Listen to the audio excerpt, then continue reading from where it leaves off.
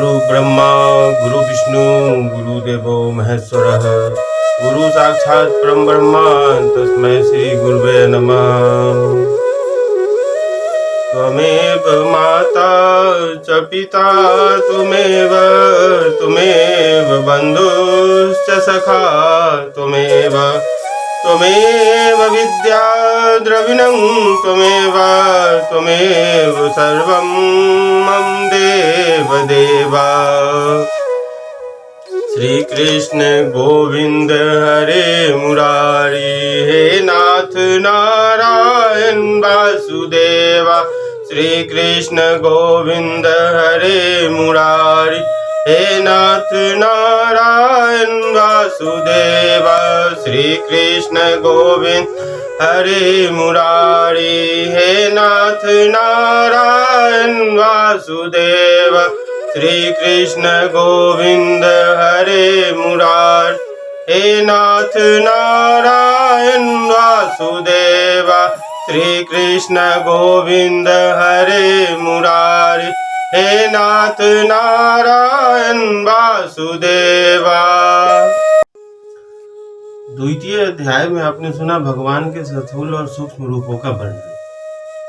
तीसरे अध्याय में है कामना के अनुसार विभिन्न देवताओं की उपासना तथा भगवत भक्ति के प्राधान्य का निरूपण।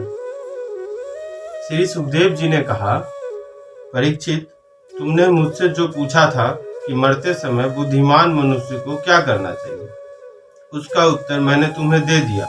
जो ब्रह्म तेज का इच्छुक हो वह बृहस्पति की, जिसे इंद्रियों की विशेष शक्ति की कामना हो वह इंद्र की, और जिसे संतान की लालसा हो वह प्रजापतियों की उपासना करे। जिसे लक्ष्मी चाहिए वह माया देवी की, जिसे तेज चाहिए वह अग्नि की, जिसे धन चाहिए वह वसुओं की, और जिस प्रभावशाली पुरुष को वीरता की चाह हो उसे रुद्रों की उपासना करनी चाहिए। जिसे बहुत अन्न प्राप्त करने की इच्छा हो वह अदिति का, जिसे स्वर्ग की कामना हो वह अदिति के पुत्र देवताओं का, जिसे राज्य की अभिलाषा हो वह विश्व देवों का, और जो प्रजा को अपने अनुकूल बनाने की इच्छा रखता हो उसे साध्य देवताओं का आराधना करना चाहिए। आयु की इच्छा से अश्विनी कुमारों का, पुष्टि की इच्छा से पृथ्वी का, और प्रतिष्ठा की चाह हो तो लोक माता पृथ्वी और धौ मीन्स आकाश का सेवन करना चाहिए। सौंदर्य की चाह से गंधर्वों की, पत्नी की प्राप्ति के लिए उर्वशी अप्सरा की, और सबका स्वामी बनने के लिए ब्रह्मा की आराधना करनी चाहिए। जिसे यश की इच्छा हो वह यज्ञ पुरुष की, जिसे खजाने की लालसा हो वह वरुण की, विद्या प्राप्त करने की आकांक्षा हो तो भगवान शंकर की, और पति पत्नी में परस्पर प्रेम बनाए रखने के लिए पार्वती जी की उपासना करनी चाहिए। धर्म उपार्जन करने के लिए विष्णु भगवान की, वंश परंपरा की रक्षा के लिए पितरों की, बाधाओं से बचने के लिए यक्षों की, और बलवान होने के लिए मरुदगणों की आराधना करनी चाहिए। राज्य के लिए मनवंतरों के, अधिपति देवों को, अभिचार के लिए नृतिकों को, भोगों के लिए चंद्रमा को, निष्कामता प्राप्त करने के लिए परम पुरुष नारायण को भजना चाहिए। और जो बुद्धिमान पुरुष है वह चाहे निष्काम हो, समस्त कामनाओं से युक्त हो अथवा मोक्ष चाहता हो, उसे तो तीव्र भक्ति योग के द्वारा केवल पुरुषोत्तम भगवान की ही आराधना करनी चाहिए। जितने भी उपासक हैं उनका सबसे बड़ा हित इसी में है कि वे भगवान के प्रेमी भक्तों का संग करके भगवान में अविचल प्रेम प्राप्त कर लें।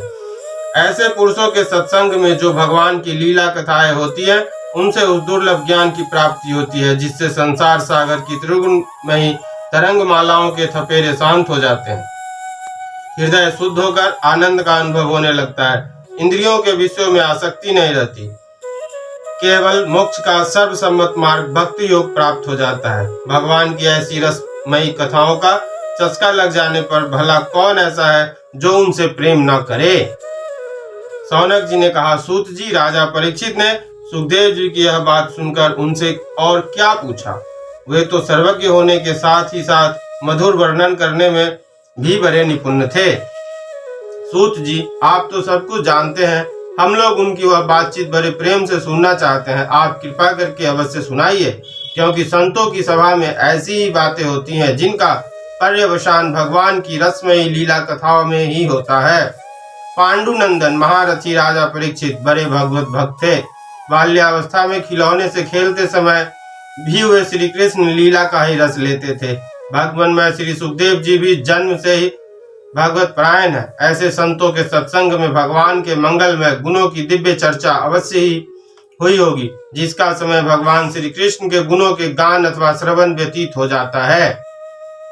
उसके अतिरिक्त सभी मनुष्यों की आयु व्यर्थ जा रही है। ये भगवान सूर्य प्रतिदिन अपने उदय और अस्त से उनकी आयु छीनते जा रहे हैं। क्या वृक्ष नहीं जीते? क्या लुहार की धौंकनी सांस नहीं लेती? गांव के अन्य पालतू पशु क्या मनुष्य पशु की तरह खाते पीते या मैथुन नहीं करते? जिसके कान में भगवान श्री कृष्ण की लीला कथा कभी नहीं पड़ी, वह नर पशु कुत्ते, ग्राम शुकर, ऊंट और गधे से भी गया बीता है।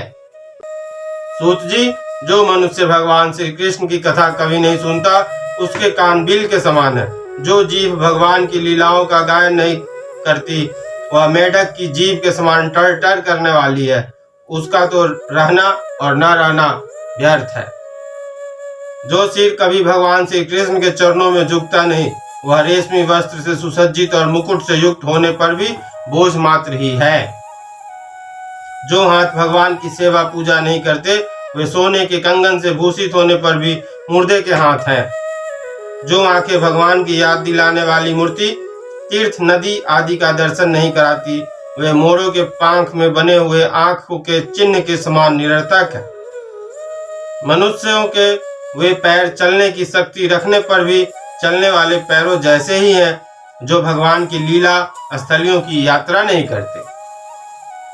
जिस मनुष्य ने भगवत प्रेमी संतों के चरणों की धूल कभी सिर पर नहीं चढ़ाई, वह जीता हुआ भी मुर्दा है। जिस मनुष्य ने भगवान के चरणों पर चढ़ी हुई तुलसी की सुगंध लेकर उसकी सराहना नहीं की, वह श्वास लेता हुआ भी श्वास रहित सब है। सूत जी, वह हृदय नहीं लोहा है, जो भगवान के मंगलमय नामों का श्रवण कीर्तन करने पर भी पिघलकर उन्हीं की ओर बह नहीं जाता। जिस समय हृदय पिघल जाता है, उस समय नेत्रों में आंसू छलकने लगते हैं और शरीर का रोम रोम खिल उठता है। प्रिय सूत जी, आपकी वाणी हमारे हृदय को मधुरता से भर देती है। इसलिए भगवान के परम भक्त आत्मविद्या विशारद श्री सुखदेव जी ने परीक्षित के सुंदर प्रश्न करने पर जो कुछ कहा, वह आप संवाद कृपा करके हम लोगों को सुनाइए। इति श्रीमद् भागवते महापुराणे पारमहंस्या संहितायां द्वितीय स्कंदे तृतीयोध्याय।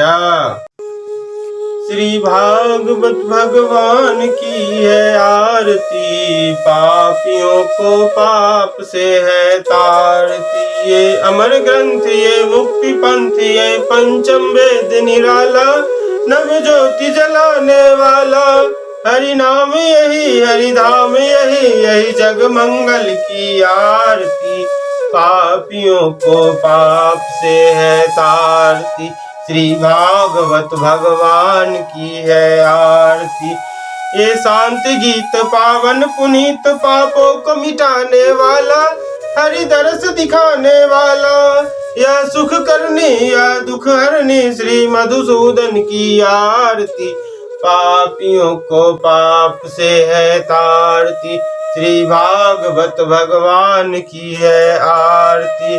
ये मधुर बोल जग फंद खोल, सन्मार्ग दिखाने वाला, बिगुरों के बनाने वाला। श्री राम यही घनश्यामी, यही प्रभु की महिमा की आरती। पापियों को पाप से है तारती, श्री भागवत भगवान की है आरती। बोलिए श्री सच्चिदानंद महाराज की जय।